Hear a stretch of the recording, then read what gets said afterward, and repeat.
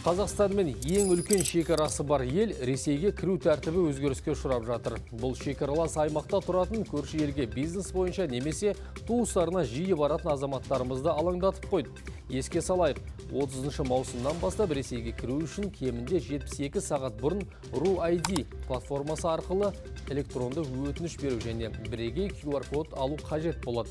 Шекарадан өту кезінде саусақ іздерін тапсырып, суретке түсіп биометриялық сәйкестендіруден өту де талап етіледі. Жуырда Қазақстандағы Ресей Федерациясының елшілігі елге кіруге қатысты үндеу жариялаған болатын. 2025 жылғы 30 маусымнан 2026 жылғы 30 маусымға дейін Ресей шекарасы арқылы өтетін барлық өткізу бекеттерінде шетел азаматтары мен азаматтығы жоқ адамдардың Ресейге кіру және шығу тәртібін сынақтан өткізуге бағытталған эксперимент жүргізіледі. Атап айтқанда, визасыз тәртіппен Ресей Федерациясына кірмекші болған шетел азаматтарына бірыңғай сәйкестендіру және аутентификация жүйесінде алдын ала тіркеуден өтіп, RU-ID мобильді қосымшасы арқылы Ресейге кіру туралы өтініш электрондық түрде ұсыну қажет. Елшіліктің түсіндіруінше, жаңа эксперименттік тәртіп Қазақстан мен Ресей азаматтарының өзара визасыз сапар режимінің өзгерісі емес.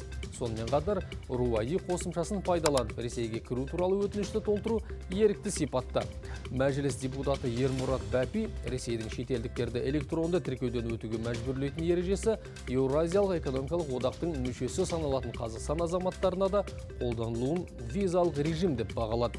Еуразиялық экономикалық одақтың негізгі қағидаты азаматтардың тауарлар мен қызметтердің еркін қозғалысы. Ал бір айға жуық уақыт бұрын Ресей бір жақты тәртіппен қазақстандықтар үшін визалық режим енгізді. Бұл бір жақты тәртіппен әрекет етіп отыр және біздің жауабымыз қандай болады? Қарымта жауап бола ма, әлде үнсіз қаламыз ба деп сұрады Ермұрат Бәпи. Сыртқы істер министрінің орынбасары Роман Василенко бұл қазақстандықтарға ғана емес, барша мемлекеттердің азаматтарына арналған екенін айтты.